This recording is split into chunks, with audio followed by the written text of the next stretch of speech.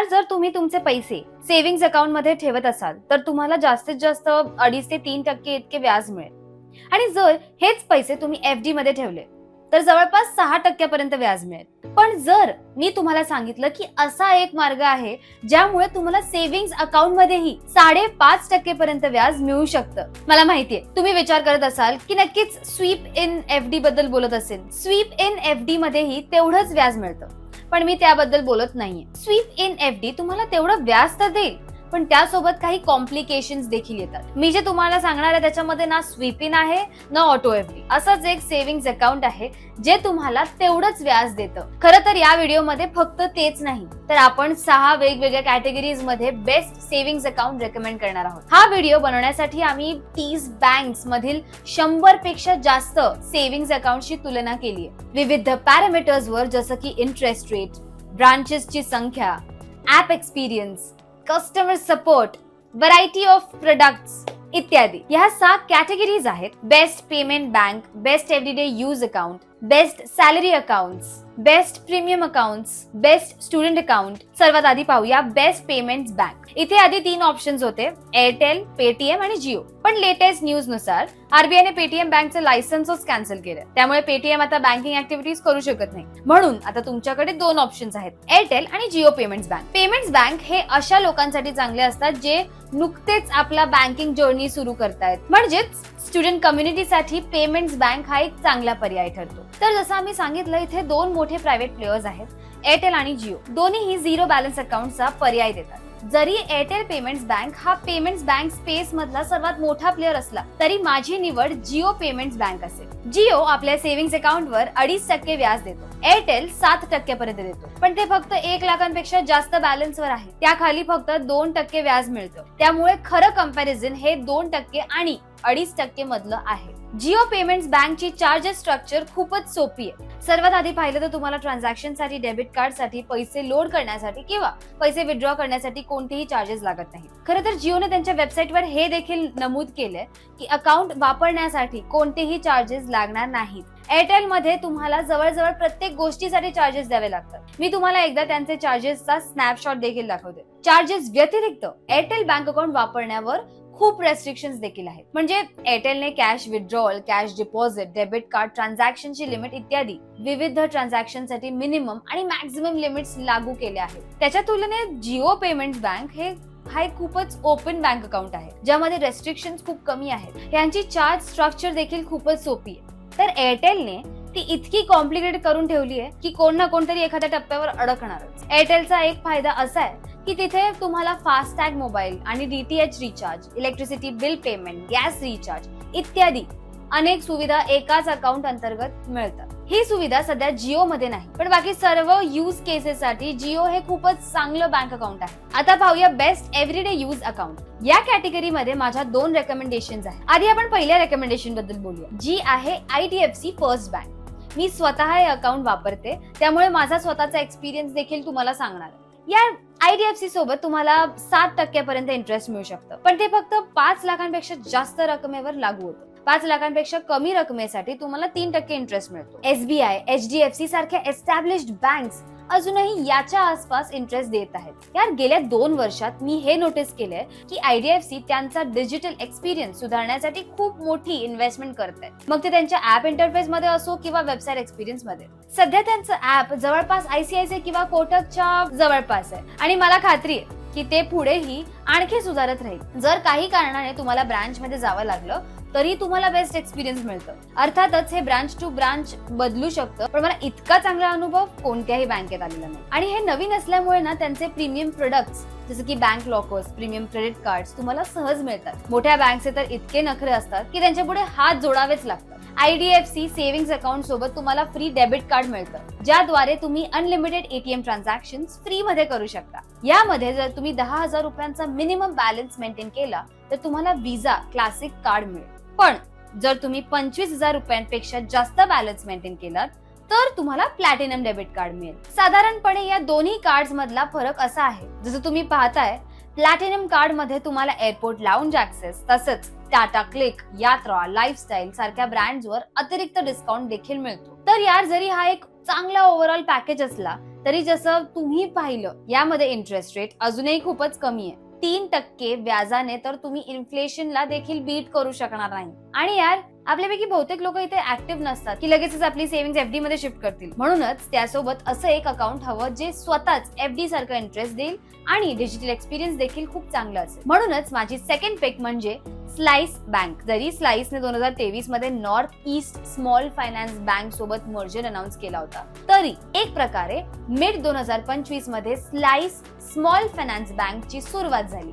यार भारतात जेवढेही बँक्स आहेत ते सर्वसाधारणप्रमाणे आरबीआयच्या रेपो रेट पेक्षा 2 ते 3% कमी इंटरेस्ट त्यांच्या सेव्हिंग्ज अकाउंटवर देतात आणि रेपो रेट पेक्षा 3 ते 4% जास्त दराने लोन देतात. हा जो 5 ते 6% स्प्रेड असतो त्यातूनच बहुतांश बँक्स आपला मार्जिन कमवतात. पण स्लाइस हा भारतातील मोजक्या बँक्स पैकी आहे जो आरबीआय रेपो रेट इतकाच इंटरेस्ट रेट देतो. त्यामध्ये कोणतीही कपात नाही. त्यामुळे सध्या स्लाइस सेव्हिंग्ज बँक अकाउंटवर 5.25% इंटरेस्ट देतोय. यामध्ये कोणत्याही प्रकारचे terms and conditions, minimum balance किंवा इतर कोणत्याही अटी नाही आहेत. हीच गोष्ट मला त्यांच्याबद्दल सर्वात जास्त आवडते. मला असे ब्रँड्स आवडतात जे प्रामाणिक असतात आणि ते छोट्या ऍस्ट्रिकच्या मागे काही लपवण्याचा प्रयत्न करत नाही. असो, स्लाइस सोबत जर तुम्ही एफडी देखील तयार केली तर त्यावर तुम्हाला 7.75% पर्यंत इंटरेस्ट मिळेल, जे पुन्हा एकदा या इंडस्ट्री मधील सर्वाधिक इंटरेस्ट रेट्स पैकी एक आहे. स्लाइस मध्ये तुम्हाला इंटरेस्ट दररोज मिळतो, इतर बँक्स प्रमाणे प्रत्येक क्वार्टर किंवा प्रत्येक महिन्याला नाही. म्हणजे ही एक छोटीशी गोष्ट आहे, पण तुमचे पैसे दररोज कंपाऊंड होत आहेत हे पाहायला छान वाटतं. याशिवाय मला स्लाइस बँक बद्दल सर्वात जास्त अडणारी गोष्ट म्हणजे त्यांचा ऍप इंटरफेस. म्हणजे जर मी त्याची इतर कॉम्पिटिटर्स सोबत तुलना केली तर त्यांचा एक्सपिरियन्स खूपच सुपिरियर आहे. ज्या जगात आपण सर्वजण झोमॅटो, नेटफ्लिक्स, अमेझॉन सारखे ऍप्स वापरण्याची सवय लावून घेतली आहे, त्या तुलनेत स्लाइस अधिक डिजिटली इंट्युइटिव्ह एक्सपिरियन्स देतो. सामान्यतः बँकिंग ऍप्सचा एक्सपिरियन्स तुम्ही पाहिलाच असेल, तो खूप इम्प्रूव्ह झालाय, पण अजूनही खूप सुधारणा होणं बाकी आहे. प्रामाणिकपणे सांगायचं तर तुम्ही स्लाइसला एक ऑल्टरनेट बँक अकाउंट म्हणून वापरू शकता, जिथे तुम्ही तुमचा अतिरिक्त बॅलन्स ठेवू शकता, कारण इथे इंटरेस्ट रेट्स खूप चांगले आहेत. स्लाइसचा एक डाऊन साइड म्हणजे तुम्हाला त्यांच्या फिजिकल ब्रांचेस मिळणार नाही, पण खरं सांगायचं तर माझ्यासाठी हा डाऊन साइड नाहीये, कारण तसंही मला बँक ब्रांच मध्ये जाऊन 3 वर्षापेक्षा जास्त झाली आहे. सो जर तुम्हाला या अकाउंटसाठी अप्लाय करायचं असेल तर त्याची लिंक मी डिस्क्रिप्शन मध्ये दिली आहे, तर नक्की जाऊन बघा, कारण हा एक झिरो बॅलन्स अकाउंट आहे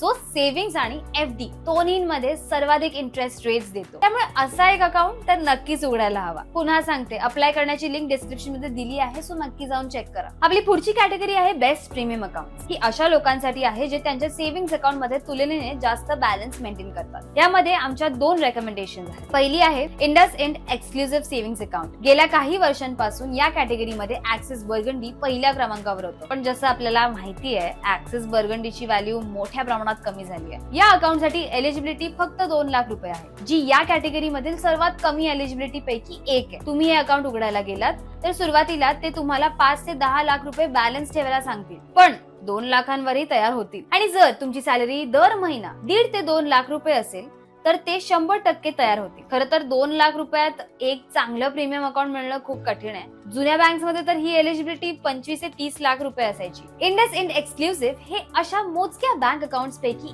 एक आहे ज्यामध्ये तुम्हाला लॉकर फॅसिलिटीवर 5,000 रुपयापर्यंत डिस्काउंट मिळतो. यामध्ये सेकंड लॉकरवर देखील काही डिस्काउंट मिळतो. या अकाउंट सोबत तुम्हाला बुक माय शो कडून दर महिन्याला 500 रुपयापर्यंतचे फ्री मूवी तिकीट्स मिळतात. तसेच स्विगी आणि बिग बास्केटवर एक्सक्लुझिव्ह ऑफर्स देखील मिळतात. याशिवाय तुम्हाला फ्री एअरपोर्ट लाउंज ऍक्सेस मिळतो आणि कोणतेही फॉरेन करन्सी खरेदी करताना 0% फीज लागतात. त्यामुळे जे लोक प्रवास करतात, जास्तीत जास्त प्रवास करतात, त्यांच्यासाठी हे दोन्ही फीचर्स खूपच उपयुक्त आहेत. या कॅटेगरी मधील आमची सेकंड रेकमेंडेशन आहे IDFC first wealth. IDFC first wealth गेल्या 3 वर्षापासून आमच्या यादीत आहे. आता या अकाउंट बद्दलची चांगली गोष्ट म्हणजे वेल्थ कॅटेगरीसाठी याची एलिजिबिलिटी देखील फक्त 4 ते 5 लाख रुपये. त्यांच्या वेबसाईटवर ऑनलाईन 10 लाख रुपयाची एलिजिबिलिटी अशी मेन्शन केली आहे. मला खात्रीने माहितीये की ते 5 लाख रुपयांवरही तयार होत. माझ्याच ओळखीतील एका व्यक्तीने नुकतंच 5 लाख रुपयांच्या बॅलन्सवर वेल्थ मध्ये अपग्रेड केले. आयडीएफसी फर्स्ट वेल्थ मध्ये तुम्हाला लॉकरवर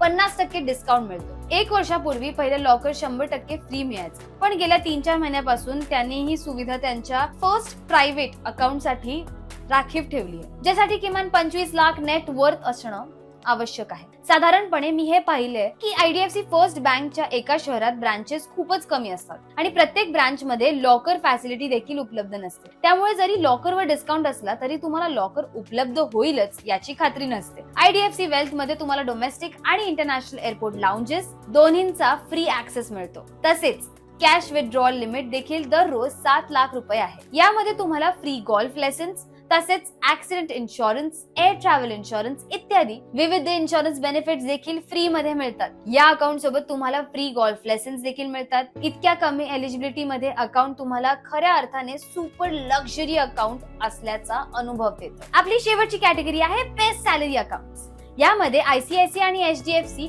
यांच्यामध्ये टायअप आहे. म्हणजेच आयसीआयसीआयचं टायटेनियम अकाउंट आणि एचडीएफसीचं प्रीमियम अकाउंट. यार तुम्ही विचार करत असाल की आत्ताच आपण आयसीआयसीआय आणि एचडीएफसी सारख्या मोठ्या बँक्स बद्दल टीका करत होतो, मग या कॅटेगरीमध्ये हे दोन्ही बँक्स का? कारण आयसीआयसीआय आणि एचडीएफसी यांचे बहुतांश कॉर्पोरेट सोबत टायअप असतात. तसेच आम्ही हेही पाहिलं आहे की सॅलरी अकाउंट असल्यामुळे तुम्हाला बँक्स कडून खूप चांगला सपोर्ट मिळतो आणि हाच मोठ्या बँकचा सर्वात मोठा कॉन आहे. आयसीआयसीआय टायटेनियम मध्ये तुम्हाला ऑटो स्वीप फॅसिलिटी मिळते. यामध्ये तुम्ही तुमच्या सेव्हिंग्स अकाउंट मध्ये एक लिमिट सेट करू शकता. त्या लिमिट पेक्षा जास्त बॅलन्स झालं की त्याची ऑटोमॅटिक एफडी तयार होते आणि तुम्हाला 2 ते 3% अतिरिक्त इंटरेस्ट मिळतो. तसेच आयसीआयसीआय टायटेनियम अकाउंट मध्ये जवळजवळ सर्व सर्व्हिसेस जसे की debit card, chequebook, cash withdrawals, SMS alerts या सर्व पूर्णपणे फ्री ऑफ कॉस्ट मिळतात. एचडीएफसी प्रीमियम अकाउंटचा फायदा असा आहे की एक चांगलं प्रीमियम अकाउंट असण्यासोबतच हे अकाउंट होल्डर आणि फॅमिली मेंबर्स दोघांसाठी 0 बॅलन्स अकाउंट देतो. या अकाउंट सोबत तुम्हाला प्लॅटिनम डेबिट कार्ड मिळतो,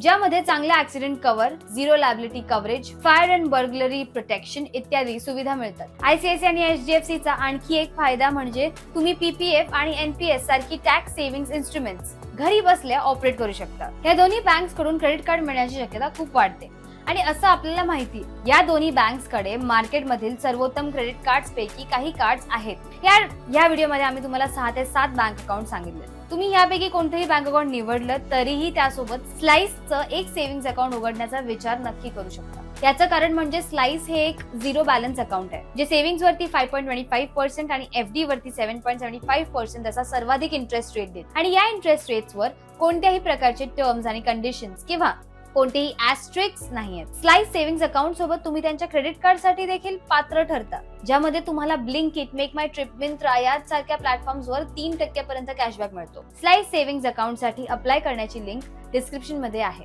नक्की जाऊन क्लिक करा आणि चेक करा.